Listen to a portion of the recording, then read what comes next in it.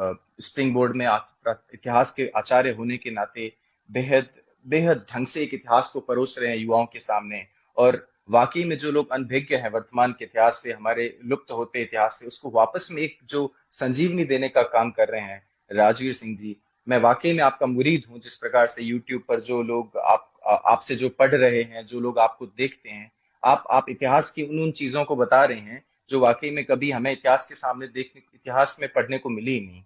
तो आपका इतिहास के प्रति जो शोध है उसके लिए मैं वाकई में आपको प्रणाम करता हूँ और आपसे निवेदन करता हूँ कि आप दुर्गादास जी की जीवनी पर और युवाओं को मार्गदर्शन दीजिए।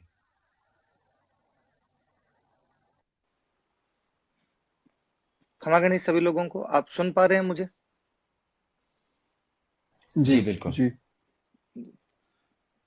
प्रताप सिंह जी खातरियावास, आदरणीय बाबू साहब राजेंद्र सिंह राठौड़, मेरे गुरुवर भगवान सिंह जी शेखावत, आप सबको प्रणाम मेरा।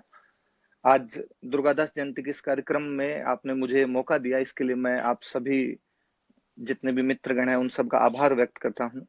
आज 21 अगस्त है। 21 अगस्त को हम दुर्गादास जी की जयंती मना रहे हैं। वाकई ये श्रावण शुक्ल चतुर्दशी है। हम सब जानते हैं कल रक्षाबंधन है। ये रक्षाबंधन से ठीक एक दिन पहले का दिन है। हम हमारी आपसी भाषा के अंदर बोलते हैं कि सावन की 14 है। 1695 विक्रम संवत जान, श्रावण शुक्ल चतुर्दशी, सोमवार दिन मान। आज ही के दिन विक्रमी संवत के 1695 को सोमवार के दिन दुर्गादास जी का जन्म हुआ था, जिसे हम आज उनकी जयंती के रूप में मनाते हैं। हालांकि पहले आदरणीय बाबू साहब राजेंद्र सिंह जी और प्रताप सिंह जी ने सब बातें उनके बारे में बोल दी, फिर भी मैं कुछ पहलुओं की तरफ अलग से इशारा करना चाहूं कि वास्तव में दुर्गादास जी को जब हम देखते हैं, दुर्गादास जी का जीवन देखते हैं, तो अक्सर उनके बारे में कुछ बातें हमारे सामने आती है कि वो एक निर्भीक व्यक्ति थे, एक स्वामी भक्त थे। मैं दुर्गादास जी को एक अलग नजरिए से देखता हूं हमेशा। मुझे लगता है दुर्गादास जी अपने समय के नहीं बल्कि अपने समय से बहुत साल पहले तक और बहुत साल बाद तक वैसा कूटनीतिज्ञ ना दुनिया में देखा गया, ना वैसा कूटनीतिज्ञ कभी दुनिया के अंदर आ पाएगा। अक्सर लोग जर्मनी के बिस्मार्क की बात करते रहते हैं कि वह समय आने पर अपने दोस्तों को अपने पास में ले आता था, कभी दूर कर दिया करता था, वो लोगों को जोड़ने का काम किया करता था। मुझे लगता है यदि कोई ढंग से दुर्गादास का इतिहास पढ़े तो वो शायद बिस्मार्क को विस्मृत कर जाए। एक व्यक्ति जिसने मेवाड़, मारवाड़ तथा आमेर की रियासतों को एक साथ लाने का प्रयास किया था, ना भूतो ना भविष्यति का प्रयास है। 1708 का देबरी समझौता केवल समझौता नहीं है, राजपूताने की धरती पूरी एक मेव हो रही थी। इस प्रकार उन मुगल बादशाहों के सामने तीन बड़े महाराणाओं को एक साथ एक ही मंच पर बिठाने का केवल कोई कर्तव्य कर सकता था तो केवल दुर्गादास राठौड़ कर सकता था। एक ऐसा व्यक्ति जिसे अपने बचपन में अपने पिता का स्नेह भी नहीं मिल पाया था। एक ऐसा व्यक्ति जो महज बहुत कम उम्र के अंदर एक राजा का विश्वास पात्र बन गया था। आप विश्वास नहीं करेंगे कि वो मात्र 20 वर्ष के थे जब धर्मत के युद्ध के अंदर लड़ रहे थे। धर्मत का युद्ध जिसमें जोधपुर महाराजा जसवंत सिंह जी दारा की सेना का नेतृत्व करने के लिए औरंगजेब के खिलाफ पहुंचे थे। कहते हैं इस युद्ध में दुर्गादास जी के 4 घोड़े मर गए थे। वो 20 वर्षीय युवक 5वें घोड़े पर सवार होकर खून में लथपथ होकर जब लड़ रहा था, जसवंत सिंह जी ने जब देखा कि एक योद्धा इतनी भयंकर बहादुरी से लड़ रहा है, पता चला दुर्गादास है। जसवंत सिंह जी ने कहा इसको निकालिए बाहर, ये आगे आने वाले समय में हमारे बहुत काम आने वाला है, इसका यहाँ पे मरना जरूरी नहीं है, ये जिंदा रहा तो ज्यादा काम आएगा। दुर्गादास के जीवन में ये बात सदैव दिखाई देती है कि कर्तव्य के लिए मरने वाले बहुत लोग हुए हैं जिन्होंने कर्तव्य के लिए जान दे दी। क्षत्रिय परंपरा ऐसे महान लोगों से भरी पड़ी है जो हंसते खेलते मर गए थे, जिन्होंने केवल अपना नहीं अपने परिवार का बलिदान दे दिया था। इस सिलसिले में हालांकि मैं बात से थोड़ा इतर हटता हूं, पर मुझे मेवाड़ के पत्ता चुंडावत याद आते हैं, जब चित्तौड़ के तीसरे साके में ना केवल वो खुद लड़ते हुए वीर गति को प्राप्त हुए थे बल्कि अपनी माता, अपनी पत्नी और अपने बच्चों को जोहर के हवाले करते हैं। कोई कवि बहुत अच्छा लिखता है उनके बारे में कि नाना गीगा गीगलीन जामन कामन गे भड़ बड़ा निज हाथ से उन कर्तव्य ऊंचो ने, कि कोई आदमी अपने हाथों से अपने बच्चों को जला देता है, इससे बड़ा और कर्तव्य क्या हो सकता है। पर उसने उस दिन बताया कि नहीं, कर्तव्य स्नेह से बढ़कर होता है, स्नेह कभी इससे ऊपर नहीं हो पाएगा। राष्ट्र धर्म के लिए, राष्ट्र भक्ति के लिए, अपने राष्ट्र के लिए, मातृभूमि के लिए मरना बहुत बड़ी बात होती है। पर इससे भी बड़ी चीज होती है मातृभूमि के लिए कष्टों को सहकर जिंदा रहना।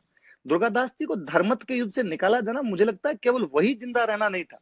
उसके बाद मुझे एक और वाकया याद आता है। काबुल के अंदर दुर्गादास जी जब एक बार कहीं शिकार खेलने के लिए गए हुए थे, थक कर हार कर सो जाते हैं। उनके ऊपर जब सूरज की किरणें गिरने लगती है, जसवंत सिंह जी वहां से निकल रहे थे और जसवंत सिंह जी उनके ऊपर छाया करते हैं। मारवाड़ के अन्य सरदार उनको कहते हैं कि महाराजा साहिब, आप महाराजा हो, एक अदने से साधारण से अपने एक सेनापति इस प्रकार छाया कैसे कर सकते हो? उस दिन जसवंत सिंह जी वहां कहते हैं कि जसवंत कयो जोए कोई घर रखवाड़ो दुर्गड़ो साची किदी सोए आछी आसकरणवत, कि एक दिन यह आसकरण का बेटा जो दुर्गादास है ये मारवाड़ की रक्षा करेगा। आप देखिए, उस व्यक्ति ने एक दिन नहीं 30 वर्ष तक मारवाड़ की रक्षा करने का काम किया था। लगातार उन मुगलों के सामने लड़ते रहना, उस औरंगजेब के सामने लड़ते रहना, जिसका एकमात्र कार्य सनातन संस्कृति को नुकसान पहुंचाना हो गया था। मुझे, मैं चूंकि राजस्थानी लिटरेचर का स्टूडेंट रहा हूं, तो मुझे ऐसे ये दोहे खूब याद रहे हमेशा। मुझे एक दोहा बहुत अच्छा लगता है जब मैं जसवंत सिंह जी के बारे में पढ़ता हूँ। जसवंत सिंह जी के बारे में कोई कवि कहता है कि पाड़ी जय प्रसाद मरुदर माए गया मरे, तो जानी जय जसराज गढ़े न थी। कि यदि मारवाड़ में गायों का कत्ल किया जा रहा है और मंदिर गिराए जा रहे हैं, तब ये देखना कि शायद अब महाराजा जसवंत सिंह जीवित नहीं बचे होंगे।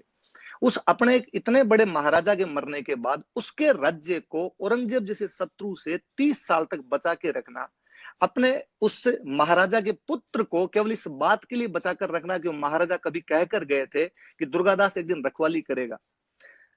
कहते हैं कि जब वहां जसवंत सिंह जी की रानियों को लेकर वहां से आ रहे थे, तो दुर्गादास जी के नेतृत्व में अन्य सभी सरदारों ने निश्चय किया था कि हम आने वाले समय में राजकोष से टका भी नहीं लेंगे, बिना राजकोष से धन लिए हम ये संघर्ष करते रहेंगे। कोई व्यक्ति आज के समय में जब हम देखते हैं कि केवल वणिक वृत्ति ही शेष रह गई है, तब दुर्गादास जी बहुत कुछ सिखाते हैं। उस व्यक्ति को पता था कि हम अकेले नहीं लड़ पाएंगे, इसलिए वह जानता था कि कौन व्यक्ति अपनी सहायता कर सकता है। कि वो मेवाड़ महाराणा राज सिंह जी हो सकते हैं जो अपनी सहायता कर सकते हैं। क्या गजब का हिंदू कुल भूषण रहा होगा मेवाड़ महाराणा राज सिंह, कि जब दुर्गादास जी ने उनको जाकर कहा कि अजीत सिंह जी की रक्षा की जिम्मेदारी अब आपको लेनी पड़ेगी, वह व्यक्ति हाथों हाथ तैयार होता है, केलवा की जागीर देता है, इनको अपने वहां पर रखता है और कहता है आप तो लड़िए, मैं आपके संघर्ष में हमेशा साथ खड़ा रहूंगा। दुर्गादास और कितना आगे की सोचते हैं। उस मुगल बादशाह को, जो मुगल बादशाह पग पग पर अपनी चालें चल रहा था, हर कदम कदम पर अपने नए छल बल के तरीके अपना रहा था, उसके बेटे को उसके खिलाफ कर देते हैं। आज जब उन बातों को पढ़ते हैं तो भी मुस्कुराहट तैरती है। कैसा व्यक्ति रहा होगा जिसने औरंगजेब के बेटे से औरंगजेब के खिलाफ विद्रोह करवा दिया था। 1 जनवरी 1681 का वह दिन जब नाडोल में शहजादे अकबर को यहाँ पर मुगल बादशाह घोषित कर दिया गया था, औरंगजेब ने अपने बाल नोच लिए होंगे। औरंगजेब ने सोचा कि यार ये कैसे कर सकता है, मैं जिन लोगों के खिलाफ लड़ रहा था वो लोग मेरे बेटे को यहाँ से निकाल कर ले गए। उससे बड़ी बात, बड़ी जोरदार, जब औरंगजेब पुनः, औरंगजेब में मैं अक्सर हमेशा सामान्य बातचीत की भाषा में कहता हूं, हालांकि कोई बुरा नहीं माने, कि औरंगजेब में जगीरा की तरह कमीनापन कूट कूट के भरा हुआ था। और औरंगजेब वाकई उस हद तक कमीने हद का आदमी था।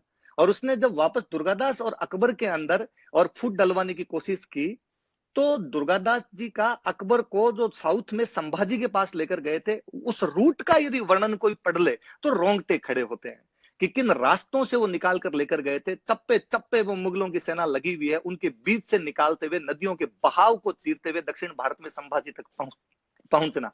वह व्यक्ति केवल राजस्थान के राजाओं को एकजुट नहीं कर रहा है, वो दक्षिण भारत तक पहुंच पा रहे हैं। एक बात और जो अक्सर लोग जानते नहीं है, कहते हैं कि जब दक्षिण भारत में औरंगजेब शिवाजी के खिलाफ लड़ रहा था पहले, तो महाराज शिवाजी के खिलाफ लड़ने के लिए शाइस्ता खान को वहां पर भेजा हुआ था। महाराज शिवाजी एक दिन शाइस्ता खान के महल में घुसकर शाइस्ता खान का अंगूठा काट लेते हैं। लोग केवल इतनी घटना जानते हैं। इस घटना की इतर की बात यह है कि वो अंगूठा काटने वाली घटना में महाराज शिवाजी सहित 400 सैनिक उस महल के अंदर घुसे थे। उन 400 मुगल सैनिकों को मराठों की ड्रेस देने वाला यदि कोई बंदा था तो दुर्गादास राठौड़ था।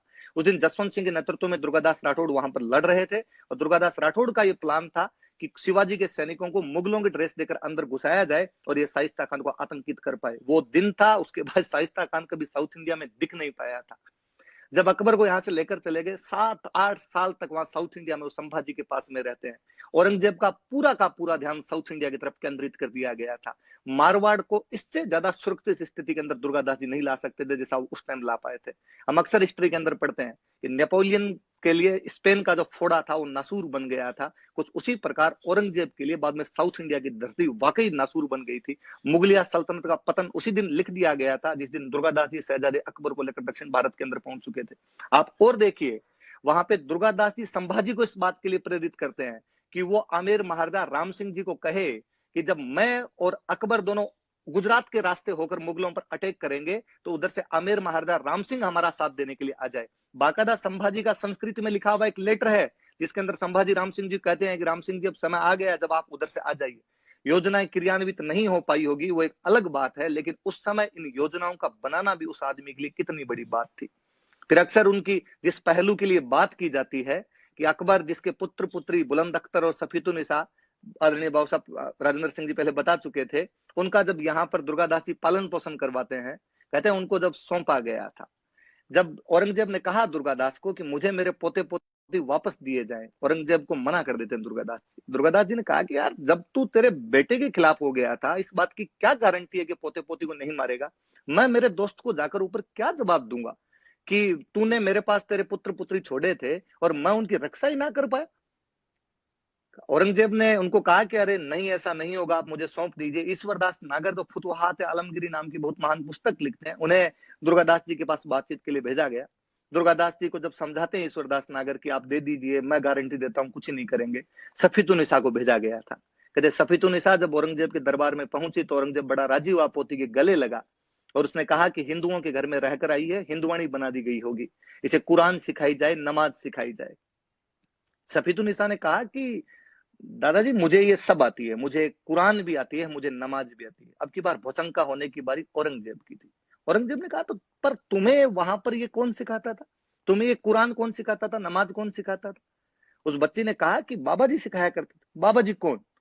दुर्गादास राठौड़। तो उसने कहा दुर्गादास तुम्हें पीटता नहीं था? उसने कहा नहीं तो, सबसे अधिक लाड ही वो रखा करते थे हमारे। तो मेरे खिलाफ तुम्हें भड़काता था कि नहीं तो, आपके बारे में कभी कोई बात ही नहीं की। तो उसने वापस कहा कि अब दुर्गादास कैसा दिखता है, क्या है, मेरे बारे में क्या कहता था, शरीर कैसा है उसका, कितना बूढ़ा हो गया है वो सफीतुन्निसा कहती है कि इन सालों में जब वो मेरे से मिलने के लिए आते थे, जब से थोड़ी मेरी उम्र बड़ी हो गई है, वो बीच में पर्दा तान दिया करते थे। क्या महान पुरुष रहा होगा जो दुश्मन की बेटी की तरफ भी आंख उठाकर नहीं देखता है। सफीतुन्निसा कहती है उस दिन कि बाबो कहत पुकारती जानू न उनरो वेश, कारण की निज नैन स्यूं देखियो नी दुर्गेश। मैं तो बाबा कह के पुकारा करती थी, उसकी वेशभूषा मैंने नहीं देखी, क्योंकि वो जब भी आया बीच में पर्दा तान के मेरे से बातचीत कर लिया करता था। दुर्गादास जी के खुद के बच्चे कभी दुर्गादास जी को बाबा बाबा नहीं कह पाए होंगे। वो ताज जिंदगी कभी अजीत सिंह और कभी बुलंद अख्तर सफीतुन्निसा को बचाने में लगा रहा। लेकिन एक व्यक्ति किस प्रकार अपना सर्वस्व होम कर देता है, बाकी लोगों के लिए अपने जीवन को बलिदान कर देता है, उसका बेहतरीन उदाहरण है। औरंगजेब जैसा शत्रु भी ये बात सुन के पिघल जाता है। औरंगजेब भेजता है दुर्गादास जी के पास संदेश, एक दिन औरंग यूं कयो रतन वालो कहीं विशेष, मांगो मुख स्यूं देऊं आस्करण दुर्गेश। कि हे आस्करण के बेटे दुर्गादास, तुम्हें क्या प्रिय है, जो तुम मांगोगे मैं तुम्हें वो दे दूंगा। सुनिए अगला दोहा, आप लोगों ने सुना होगा पर मनन कीजिए कभी इस पर कि क्या रिप्लाई है वो दुर्गादास का कि खग वालो जग वालो वालो मुरधर देश, श्याम धर्म वालो सदा नित वालो नरेश। मुझे संसार अच्छा लगता है, तलवार अच्छी लगती है, संसार में जो मरुधरा का देश है हमारा वो अच्छा लगता है, मेरा स्वामी भक्ति अच्छी लगती है, पर इन सबसे अच्छा मुझे अजीत सिंह लगता है। हे औरंगजेब, यदि तुम अजीत सिंह को राजा बनाने के लिए तैयार हो तो मैं तुम्हारी तमाम बातें मान लूं, इसके अलावा मैं किसी भी बात को मानने के लिए तैयार नहीं हूं। कितने प्रलोभन दिए गए होंगे उस व्यक्ति को, कितने प्रलोभन दिए गए होंगे उस व्यक्ति को। औरंगजेब ने कहा कि हम तुझे मारवाड़ का राजा बना देंगे, तू कहेगा वो तेरे को मनसब दे देंगे, तू हमारी तरफ आ जा। लेकिन उस आदमी ने एक बार भी मन में डिगमिगाया नहीं, एक बार भी यह नहीं सोची कि मैं पाला बदल कर उधर चले जाऊं। वह हर बार उन लोगों को छकाता रहा। 30 साल तक लड़ाई करना अपने आप में बहुत बड़ी चीज होती है। मुझे फिर याद आता है 30 साल की लड़ाई के बाद में सांभर का युद्ध होता है। सांभर का युद्ध वाकई तो दुर्गादास राठौड़ की वीरता और उनियारा के उन नरुकों के लिए याद किया जाना चाहिए। क्या लड़े थे उस युद्ध में, मुगलों के सैयदों की सेना के झंडे तक छीन लिए थे सांभर के उस मैदान के अंदर। दुर्गादास जी जब सांभर के युद्ध में लड़ रहे थे वो 70 बरस के थे। दुनिया के इतिहास में ऐसा अन्य कोई बात बताइए जब एक 20 साल की उम्र में धर्मत का युद्ध लड़ रहा है योद्धा और 70 साल की उम्र में भी एक योद्धा वापस सांभर का युद्ध लड़ रहा है। राजस्थान के इतिहास में भी आप पढ़ेंगे तो आपको दो ही लोग मिलेंगे जो इस प्रकार इतने सालों तक युद्धों के अंदर रहे थे, या तो कोटा के जालिम सिंह झाला या बाद में मारवाड़ के दुर्गादास राठौड़। बात इतर होती है, लेकिन जालिम सिंह झाला के बारे में भी हम कुछ भी नहीं जानते हैं, जबकि वह उसने अंग्रेजों को, पिंडारियों को, मराठों को अपनी अंगुलियों पर नचा कर रख दिया था। उसी प्रकार दुर्गादास जी का कैरेक्टर है अपने आप के अंदर। और जब सांभर के युद्ध के बाद मुझे यह भी बड़ा अजीब सा लगता है, जब अक्सर ये कहा जाता है कि अजीत सिंह जी ने उनको देश निकाला दे दिया था, कोई यदि ढंग से थोड़ी सी चीजें पढ़े तो यह है कि सांभर वाले युद्ध के बाद में सवाई जयसिंह और अजीत सिंह यहाँ पर जब राजा बनते हैं, सांभर को सामलात घोषित किया गया। सामलात का मतलब था कि अब दोनों की है। आजादी तक सांभर का जो नमक था उसका हिस्सा आधा मेवाड़ को, सॉरी, आधा आमेर को और आधा जोधपुर को मिलता रहा था। तो कहा गया दुर्गादास जी को कि आप जाइए और जाकर अमर सिंह जो महाराणा थे, मेवाड़ महाराणा थे, उनसे बात कीजिए और उनको भी लेकर आइए, उनको भी शामिल कीजिए। दुर्गादास जी उनको वहां पर लेने के लिए गए थे, उसके बाद दुर्गादास जी वापस नहीं लौटे। कारण कई रहे होंगे, क्योंकि अब अजीत सिंह खुद महाराजा बन गए थे, इसलिए थोड़े बहुत क्लेश रहना शुरू हो गए होंगे। पर सीधे सीधे जो अजीत सिंह पर भी लांछन लगाए जाते हैं कि उन्होंने निकाल दिया था, तत्कालीन चीजें इस तरफ भी कोई इशारा नहीं करती है। वो स्वैच्छिक निर्वासन ही ले गए थे। शायद उस व्यक्ति ने इस बात को भी पहचान लिया था कि अब अपनी यहाँ पर आवश्यकता नहीं है। एक व्यक्ति जब अपनी चीजों को पहचान लेता है, उससे अच्छा भी कुछ नहीं होता कि आपको जब तक वहां पर जो सम्मान इज्जत प्राप्त होती है वो की जाए, उसके बाद यदि आपको थोड़ा सा भी लगता है, आप चुपचाप निकल जाइए। इतिहास में ऐसा एक और व्यक्ति है, बहराम खान। बहराम खान की जब हम हिस्ट्री पढ़ते हैं तो अकबर को मुगल बादशाह बनाने के लिए उसने अपना सब कुछ दांव पर लगाया था। भले ही वो दुश्मन रहा होगा, लेकिन बहादुर व्यक्ति था। बहराम खान जब अकबर स्टेब्लिश हो गया था, तब वो बहराम खान को उसके पदों से हटा देता है। लेकिन बहराम खान को जब उसके पदों से हटाया गया तो बहराम खान ने अकबर के खिलाफ विद्रोह कर दिया था। आप दुर्गादास जी को देखिए कि जब उन्हें थोड़ा सा अंदेशा भी हुआ कि अजीत सिंह जी का मेरे प्रति आंखें भी फिर रही है, वो चुपचाप चले गए थे। स्वामी भक्ति की पराकाष्ठा है। कभी समझ नहीं आता कि राजस्थान का इतिहास या भारत का इतिहास उस व्यक्ति को याद क्यों नहीं करता। मैं हमेशा कहता हूं कि यूरोप जैसे किसी देश के अंदर दुर्गादास जी पैदा हुए होते तो उस देश के राष्ट्रपिता घोषित किए जाते, उस देश का नाम शायद दुर्गादास जी के नाम पर होता। यूं ही नहीं कहा किसी कवि ने कि धमक धमक ढोल बाजे अच्छी धमक नगारा की, असह घर दुर्गो नहीं हो तो सुन्नत होती सारा की। कि उस दिन यदि आस्करण के घर पर वो दुर्गादास पैदा नहीं हुआ होता तो सबको मुसलमान बना देता वो औरंगजेब। यदि सब हिंदू बने रहे, बचे रहे, आज हिंदू राष्ट्र की बात की जाए, तब दुर्गादास को कैसे याद नहीं किया जाता। आज के दिन भारत में सेलिब्रेशन किया जाना चाहिए। मुझे याद आती है पंक्तियां जब अटल बिहारी वाजपेयी उज्जैन में दुर्गादास राठौड़ की छतरी का अनावरण कर रहे थे, तब उन्होंने कहा था कि इस बेजान मूर्ति के अंदर भी दुर्गादास की जान नजर आती है, बोलता हुआ नजर आता है दुर्गादास। मुझे लगता है केंद्र की अब तो सरकार को इस बारे में और सोचना चाहिए। दुर्गादास जी को जितना सम्मान दिया जाना चाहिए था उतना सम्मान नहीं दे पाए। केवल स्पेस के अंदर उनके बारे में बात करने से दुर्गादास जी नहीं बाहर आ पाएंगे। वाकई उनकी चीजों को आत्मसात किया जाए, उनकी जो लेगेसी थी उसको आगे बढ़ाया जाए, ये दुर्गादास जी के प्रति वाकई सच्ची श्रद्धांजलि होगी। उनके गुणों के बारे में बताया जाए कि वो कितना बड़ा कूटनीतिज्ञ थे, कितने बड़े संगठन निर्माता थे, कितने बड़े समन्वय करने वाले व्यक्ति थे, कि इतने सारे लोगों को एक ही मंच पर लाकर रखना। क्या उन लोगों में टकराव नहीं रहे होंगे? उन लोगों में विरोधाभास नहीं रहे होंगे? मेवाड़ के 4 महाराणाओं, राज सिंह, जय सिंह, अमर सिंह सेकंड, संग्राम सिंह सेकंड के साथ काम किया। जय सिंह और अमर सिंह सेकंड के बीच की जितनी लड़ाइयां हुआ करती थी, आपस में मनमुटाव हो गए थे बाप बेटे के अंदर, दुर्गादास जी को बुलाया जाता कि आप आइए। संग्राम सिंह सेकंड के टाइम में रामपुरा भेजा गया। रामपुरा के संग्राम सिंह जो चंद्रावत थे वो बागी हो रखे थे। संग्राम सिंह चंद्रावत को यहाँ पर वापस लेकर आइए, वापस लेके आए दुर्गादास जी, आप बागी नहीं हो सकते। कालांतर में वह बंदा, जब उसे लगा कि अब अपनी जरूरत किसी भी चीज के लिए नहीं रहेगी, अब जो अपने है जितना जीना था उतना अपने सब कुछ कर चुके हैं, अब अपने को भगवान का नाम लेना चाहिए, वो उज्जैन चले जाते हैं। शिप्रा नदी बेहद सौभाग्यशाली है जिसने अपने अंतिम सालों में उस व्यक्ति को दुलार कर अपने पास में रखा था। पूज्य श्री तन सिंह जी शिप्रा के तीर में बहुत अच्छा लिखते हैं। वो लिखते हैं कि दुर्गादास जी जब वहां पर रह रहे थे, शिप्रा के तीर रह रहे थे, तब अक्सर अपने मारवाड़ को याद करते होंगे। मारवाड़ की तरफ से आने वाली गर्म हवाओं को आलिंगन करते होंगे। वो कहते होंगे उन गर्म हवाओं को कि हवाओं, कभी जब दोबारा मारवाड़ की तरफ लौट के जाओ तो कहना कि आपका सेवक आपकी आज्ञा का सदियों तक पालन करता रहेगा। धरती बदल जाएगी, आसमान बदल जाएगा, इतिहास, काल व इंसान बदलेंगे, लेकिन दुर्गादास राठौड़ आपकी आज्ञा कभी नहीं बदलेगा। आपको ये लगा कि मुझे मारवाड़ नहीं आना चाहिए, मैं मारवाड़ नहीं आऊंगा। वो बहुत अच्छा लिखते हैं तन सिंह जी उसके अंदर आगे, कि वो कहते हैं कि फिर भी यदि कभी लगे मारवाड़ को कि दुर्गादास की आवश्यकता है, मुझे कहना, मैं बिना पैरों में चप्पलें डाले वहां से भागता हुआ आ जाऊंगा। इटली के एक योद्धा हुए गेरिबाल्डी, मात्र 1000 सैनिक थे उनके पास में। 1000 सैनिकों लेके इटली का नीचे वाला हिस्सा, नेपल्स वाला जो हिस्सा है, उसको इटली का एकीकरण करते हैं। उसके बावजूद इटली में उस व्यक्ति को महायोद्धा माना जाता है। और कहते हैं कि जब बारी आई थी राजा बनने की, तो गेरिबाल्डी एक थैले के अंदर सूखे बीज उठाकर किसी द्वीप पर चले गए थे और वहां पर जाकर खेती करने लग गए थे। अक्सर हम राजस्थान का इतिहास पढ़ाते समय कहते हैं कि दुर्गादास जी राजपूताने के गेरिबाल्डी थे। मुझे लगता है यार, गेरिबाल्डी उसके सामने कुछ ही नहीं लगता। 1000 आदमी लेके 6 महीने तक लड़ाई नहीं की थी उस आदमी ने। यहाँ पर अपने अलग अलग साथियों के साथ 30 साल तक उस व्यक्ति ने संघर्ष किया था। गेरिबाल्डी के साथ में तो तुलना करना अपने आप सूरज को दीपक दिखाने के समान हो जाता है। वो गेरिबाल्डी से बहुत ज्यादा महान थे। जमस्टोड यकीनन उनके बारे में सत्य कहता है कि वो राठौड़ों का यूलाइसेस था। कि या तो जब यूनानियों पर विपत्तियां आ गई थी, तो इसी प्रकार यूलाइसेस उनके लिए लड़ा था, या इसी प्रकार से बाद में दुर्गादास जी लड़ते रहे थे। मैं समस्त आप लोगों ने देखा होगा, मैं फिर आप लोगों को कहना चाहूंगा, आप कभी एएच मुलर का बना हुआ वो एक तस्वीर देखिए। एक जर्मन एएच मुलर है, जिन्होंने बहुत अच्छी तस्वीर बनाई दुर्गादास जी की। जिस तस्वीर में दुर्गादास जी घोड़े की पीठ पर बैठते हुए एक भाले की नोक से और बाटियां सेक रहे हैं। कितना अच्छा दोहा कहा होगा किसी ने उसके बारे में कि 8 पहर 24 घड़ी घुड़ले ऊपर बास, सेल अणिशु सेकतोन बाटी दुर्गादास।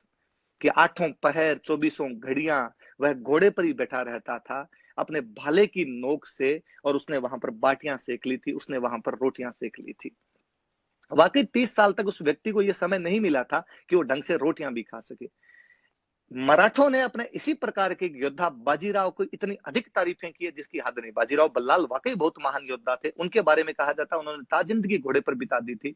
पर आज यदि लोगों को पूछा जाए तो बाजीराव बल्लाल के बारे में ज्यादा जानते हैं, राजस्थान से बाहर भी लोग उनको जानेंगे, उनके महाराष्ट्र से बाहर लोग उनको जानेंगे। दुर्गादास जी वो सम्मान कभी नहीं प्राप्त कर पाए, जबकि यकीनन वो मारवाड़ के अणबिंधीय मोती थे। ऐसा मोती जिसको कभी बिंधा भी नहीं जा सका था, जिसके अंदर कभी छेद भी नहीं किया जा सका था। अंतिम समय तक उस व्यक्ति का केवल यह रहा कि राजपूताने को किसी प्रकार से एक कर दिया जाए। आज जब पॉलिटिकल पार्टीज को, आज जब सामाजिक संगठनों को एक करने की बात आती है, सबके दिमाग में सबसे पहले दुर्गादास आने चाहिए। कि उस समय उस प्रणपाल दुर्गादास ने अलग अलग राजाओं को, कितने उन राजाओं के अंदर आपस के अंदर ईगो रहते होंगे, उनके ईगो को सेटिस्फाई करते हुए तीनों को एक मंच पर लेकर आना। देबारी वाले समझौते से ठीक पहले जब मीटिंग होती है तो उसमें अमर सिंह, सवाई जय सिंह और अजीत सिंह एक ही थाली में बैठकर खाना खाते हैं। ये केवल और केवल दुर्गादास करवा सकते थे कि उन तीनों को एक मंच पर ला सकते थे। पिछले कई सालों से चली आ रही आमेर और मेवाड़ की जो प्रतिद्वंदता थी, उसको कहीं ना कहीं धराशायी करने का काम करते हैं, तो केवल और केवल दुर्गादास जी कर सकते थे। अमर सिंह सेकंड ने अपनी बेटी चंद्र कुंवर की शादी सवाई जय सिंह से कर दी थी उस टाइम। इससे बड़ा और क्या हो आपस में मेल मिलाप बढ़ाने का। तीनों रियासतें मिलकर जब भी मुगलों से लड़ी है, धज्जियां उखेड़ी है। उन युद्धों के बारे में तो कोई जानता नहीं। और मानवता उस व्यक्ति की, खेतासर वाले युद्ध के अंदर जब अमर सिंह राठौड़ नागौर वाले जो थे, उनके जो पोते थे इंदर सिंह राठौड़, वो मुगलों की तरफ से लड़ने के लिए आए थे। सोनक चांपावत, वो बेहतरीन नाम है, विठलदास चांपावत के बेटे सोनक चांपावत और दुर्गादास राठौड़ जब उस खेतासर वाले युद्ध में लड़े और इंदर सिंह को भागने के लिए मजबूर कर दिया। और ये मारवाड़ की धरती, ना दूर दूर तक बंदा ना बंदे की जात, वहां पे आदमी पानी से प्यासा मर जाए। और इंदर सिंह राठौड़ की सेना प्यास से मरी, उनके पास पानी नहीं। इंदर सिंह राठौड़ ने एक आदमी दुर्गादास जी के पास भेजा और दुर्गादास जी को भेज के कहा कि पानी पीने की अनुमति दी जाए, आप जहां खेतासर की तलहटी में रुके हुए हैं वहां पर तालाब है। दुर्गादास जी अपनी सेना को पीछे टका चेराई ले जाते हैं तथा इंदर सिंह के पास समाचार भिजवाते हैं कि आप आइए तथा आप आकर यहाँ पर अपने घोड़ों को पानी पिलाइए, खुद पानी पीजिए। मानवता की कितनी बड़ी मिसाल उसने दुश्मन के प्रति भी कर दी होगी। साथियों ने कहा कि साहब मुगलों की तरफ से लड़ने वाले लोग हैं, हम इनका साथ क्यों दें। उन्होंने कहा नहीं, इस समय अपने भाई बंधु है, पहली बात राठौड़ है, अपने साथ के हैं, पानी क्या हो सकता है, अगर दूसरे भी होते तो रोका कैसे जा सकता था। कहते हैं औरंगजेब ने एक बार दुर्गादास जी को मरवाने का प्रयास किया था।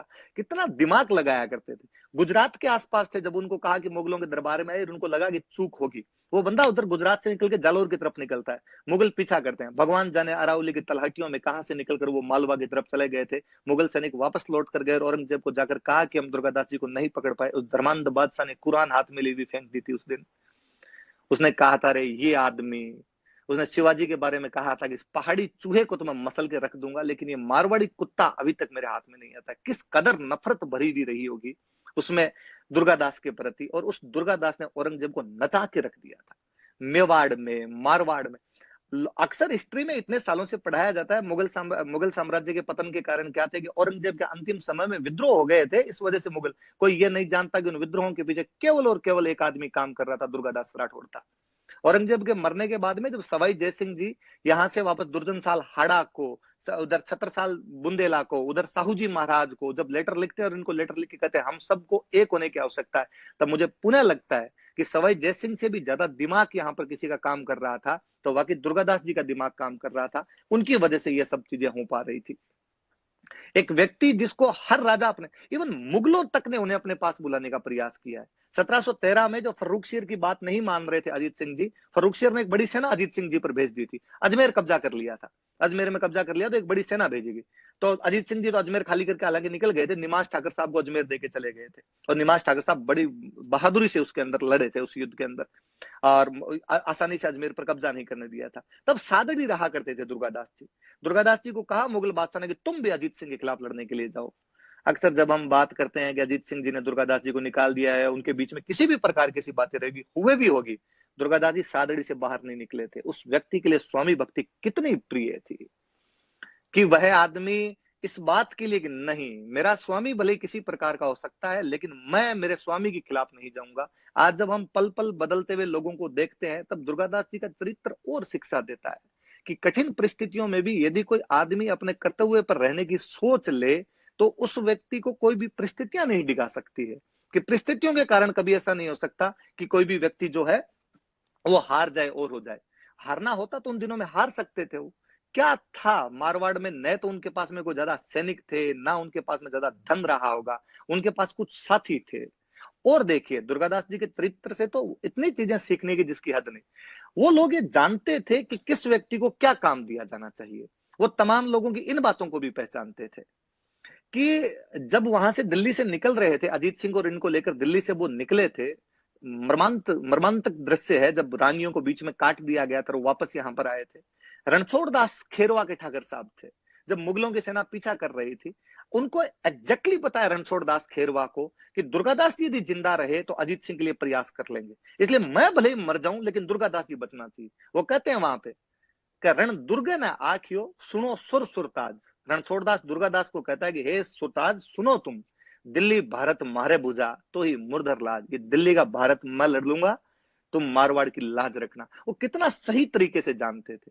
मुझे और याद आता है कि निर्भीकता देखिए आप, लवेरा के ठाकुर साहब हुआ करते थे रघुनाथ सिंह जी, जब मुगल बादशाह का दूत रूप सिंह राठौड़ की हवेली जब ये दिल्ली में वहां पर रुके हुए थे, तो मुगल बादशाह का दूत आया और उसने आकर कहा कि मुगल बादशाह ने कहा है तुम अजीत सिंह को सौंपो, अजीत सिंह को मुगल बादशाह को सौंप दो, तुम यहाँ से चले जाओ, मुगल बादशाह उसका पालन कर लेगा। और उसने लेटर पकड़ाया, लवेरा के ठाकुर रघुनाथ सिंह भाटी उस लेटर को फेंकते हुए नीचे जमीन पर गिराते हैं, उसके ऊपर अपनी जूती रखते हैं और जूती रखते हैं मुगल बादशाह को जाकर कहना कि अब तक तो हुक्म सर माथे ले रहे थे, अब से जूती के नीचे जो तुमसे किया जाए वो कर लेना। वो दुर्गादास की तरफ देखता है दूत, और दुर्गादास की तरफ देखकर पुनः कहता है कि दुर्गादास तुम तो बताओ वास्तव में तुम्हारा क्या रवैया है, क्या जवाब देना चाहते हो। दुर्गादास जी अपनी तलवार के नोक से उस कागज को उठाते हैं और कहते हैं जवाब तलवार देगी। वो दिल्ली, दो चीजें, दिल्ली से मारवाड़ आना, अकबर को मारवाड़ से दक्षिण भारत लेकर जाना, शायद दुर्गादास जी नहीं होते तो शायद कोई नहीं कर सकता। गिने चुने सैनिकों के साथ में रास्ते बदल बदल कर इधर से निकलना। बाद में सोनक चांपावत, मुकुंदास खिंची, छोटे से बच्चे को लेकर कहां कहां घूमते रहे होंगे वो लोग। लोगों ने खूब अजीत सिंह को, उनके बारे में खूब सारी बातें कही, उनके कान भरे होंगे। अजीत सिंह ने उनके खिलाफ किसी प्रकार का कोई मन में द्वेष रखा भी होगा, लेकिन दुर्गादास जी कभी टस से मस नहीं हुए। उनके लिए एक ही दिमाग के अंदर था कि हमें क्या करना और क्या नहीं करना है। इसलिए इस 30 साल के संघर्ष के दौरान खूब सारे ऐसे अवसर आते हैं जब अजीत सिंह जी और दुर्गादास जी के बीच में इस प्रकार की चीजें दिखती है कि उनके बीच में कहीं ना कहीं मनमुटाव है। पर लेकिन दुर्गादास जी का व्यवहार इतना संयंत्र दिखता है कि अजीत सिंह चाहकर भी उनके खिलाफ कभी कोई कार्रवाई कर ही नहीं कर पाए थे।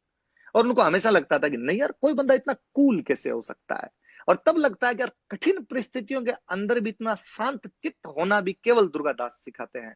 अक्सर जब लोग कहते हैं कि सुविधाएं नहीं मिलती है इस वजह से और व्यक्ति आगे नहीं बढ़ पाता है, दुर्गादास उनको एक करारा तमाचा है। जिसके पिता ने उसको तथा उसकी माता को अलग छोड़ दिया था लूणेवा की जागीर देकर कि आप अलग से रहिए, आप मेरे साथ नहीं रह सकते, वह बालक जसवंत सिंह के दरबार में किस प्रकार पहुंच गया था, जसवंत सिंह के दरबार में कहां से कहां तक पहुंच गया था, ये चीज भी वाकई बहुत सिखाने वाली चीज है कि हमें जानना चाहिए उनके बारे में कि किस प्रकार से वह आदमी एक अदना सा, मतलब कितने कहानी है कि खेत में रखवाली कर रहे थे और जो राजा के आदमी थे वो अपने ऊंट लेकर आ गए और खेत के अंदर उन्होंने ऊंट घुसा दिए। और जब लोगों ने निकालने की कोशिश की गांव के लोगों ने, तो उन्होंने विरोध किया। दुर्गादास जी वहां पर एक बंदे को मार देते हैं। वो दूसरा बंदा भाग के आता है, जसवंत सिंह जी को कहता है कि हमें गालियां निकाल रहा था एक लड़का, और हमने जब विरोध किया तो उसने मार दिया अपने एक बंदे को। जसवंत सिंह जी ने कहा पकड़ के लाया जो उस बंदे को, पकड़ के बुलाया गया और दुर्गादास जी को पूछा गया ऐसा क्यों किया। कहते हैं बातों में बातों में दुर्गादास जी ने कहा, जसवंत सिंह जी ने कहा कि तुमने कैसे मारा था उस आदमी को। और उन्होंने अपने तलवार के एक ही झटके से उस दूसरे आदमी का सर उड़ा दिया। उनकी पहले दिन से आंख थी उस पर। जसवंत सिंह के दरबार में, जसवंत सिंह के सामने, जसवंत सिंह के आदमी को एक बंदा मार देता है, कितना निर्भीक रहा होगा, सच को सच कहने से कतराया नहीं। उसने कहा साहब ये देख लीजिए। जसवंत सिंह ने कहा अरे हो कौन तुम। उसने कहा साहब मैं आस्करण जी का बेटा हूं। आस्करण जी की तरफ जब देखा जसवंत सिंह जी ने, तो आस्करण जी के वहां पर वचन है कि साहब निकम्मी औलाद है, इसलिए आप जो चाहो दंड दे दो। लेकिन जसवंत सिंह जी कहते हैं नहीं आस्करण जी, ये सपूत है। सत्य बात जसवंत सुनी, तुरंत अनुग्रह की, होनहार गुणी युवक को सेवा में रख लिए। किस होनहार युवक को उन्होंने हाथों हाथ अपनी सेवा के अंदर रख लिया था कि नहीं ये बहुत सही युवक है, इसका किसी भी प्रकार से अपने साथ में रहना बहुत जरूरी है। 1718 में जब 80 साल की उम्र हो जाती है, 1775 के अंदर वो विक्रमी संवत मार्गशीर शुक्ल एकादशी को वहां पे शिप्रा नदी के किनारे अपने प्राण छोड़ते हैं। उज्जैन की शिप्रा नदी का वो तट प्रत्येक भारतवासी के लिए प्रातस्मरणीय होना चाहिए। वह महापुरुष जो है वो हमेशा याद किया जाना चाहिए। राजस्थान के प्रत्येक व्यक्ति को जीवन में एक बार उज्जैन में उनकी छतरी पे तो जाके श्रद्धा सुमन अर्पित करने ही चाहिए। उस व्यक्ति के यदि हम दर्शन नहीं कर पाए, उसकी छतरी पर नहीं जा पाए, ये अपने आप में करारा तमाचा है हमारे पर कि एक ऐसा व्यक्ति जो समाज के लिए इतना कुछ करके गया था, जिसने, आज बात करते हैं लोग, अभी हम सब बात करते हैं लोगों को एकजुट करना चाहिए, एक हो जाना चाहिए। आज से 300-400 साल पहले वो आदमी यही बात कर रहा था। मुझे लगता है जब हम कहते हैं कि 1 नवंबर 1956 को राजस्थान का एकीकरण संपन्न हुआ था, पॉलिटिकली जब राजस्थान के बारे में पढ़ते हैं, मुझे लगता है इसकी शुरुआत बहुत साल पहले 1708 के अंदर दुर्गादास जी कर चुके थे, जब वो राजस्थान को एकजुट करने का प्रयास कर रहे थे। उसके बाद तो केवल प्रक्रियाओं की क्रियान्विति होनी जरूरी थी। वो क्रियान्विति भले ही 1956 में हुई हो या 1947 1949 में हुई या उसके बाद में हुई हो, लेकिन उनके नींव का पत्थर है वो दुर्गादास जी रख गए थे। पर हकीकत वही दूसरी है कि अक्सर नींव के पत्थर याद रहते ही नहीं। हम कंगूरों को देखते हैं, उन कंगूरों के बारे में पढ़ते रहते हैं। मुझे मेरे पापा बचपन से एक बात बताया करते थे, वो भैरव सिंह जी शेखावत थे, उनके बारे में अक्सर मुझे बहुत अच्छी बातें बताते। पापा बचपन में सुनाते कि भैरव सिंह जी वह व्यक्ति थे बीजेपी के अंदर कि बीजेपी में कोई कहीं का नेता भी यदि बीजेपी वालों में कोई दूसरी पार्टी का नेता बनती नहीं तो वाजपेयी जी भैरव सिंह जी को भेजते कि तमिलनाडु में जयललिता को मनाना है तो भैरव सिंह जी को भेजा जाए। यदि कोई अकाली दल वाले नहीं मान रहे तो भैरव सिंह जी को भेज दिया जाए, कोई चौटाला जी नहीं मान रहे तो भैरव सिंह जी को भेज दिया जाए। मुझे लगता है ये चीज भी बाई ब्लड आती है कहीं ना कहीं कि भैरव सिंह जी ने कहीं ना कहीं दुर्गादास जी को पढ़ा होगा, उन्होंने वो सीखी सीखी होगी चीजें कि मुगलों को मनाना है तो दुर्गादास जी जाए, मेवाड़ वालों को मनाना है तो दुर्गादास जी जाए, मराठों के साथ बात करनी है तो दुर्गादास जी जाए। दुर्गादास जी सब जगह हुआ करते थे।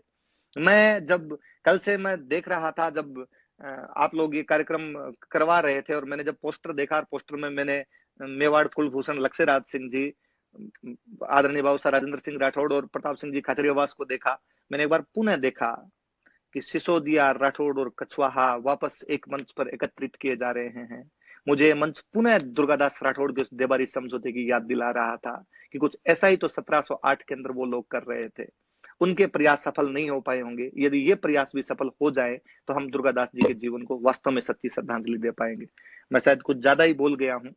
मैं चाहूंगा कि आप दूसरे स्पीकर को बोलने का मौका दें। धन्यवाद, आपने मुझे बोलने का मौका दिया। राजवीर, राजेंद्र राठौड़। राजवीर, मैं तुम्हें बहुत बहुत धन्यवाद देना चाहूंगा। अगर मैं तुम्हारा पूरा भाषण नहीं सुनता तो मेरे में जो दुर्गादास जी के बारे में मेरे ज्ञान के चक्षु नहीं खुलते। आपने इतिहास की जिस प्रकार की विवेचना की है और इतिहास की जितनी अच्छी जानकारी आप में है और जिस प्रकार प्रेजेंटेशन आपने किया है, निश्चित तौर पर हमें गौरव है कि आप जैसे होनहार नौजवान आज भी इतिहास को के इतने मर्मज्ञ विद्वान होते जा रहे हैं। बहुत बहुत बधाई और आयोजकों को बहुत बहुत धन्यवाद के एक ऐसे स्पीकर को आपने इस पूरे वर्चुअल प्लेटफॉर्म दिया। मैं समझता हूं कि हम सब के बजाय अगर अकेले राजवीर बोलते तो दुर्गादास के पूरे चरित्र को समाहित कर जाते। आपको बहुत बहुत बधाई। बाबा साहब मैं चलको ही कहूं मन ध्यान तो ठीक।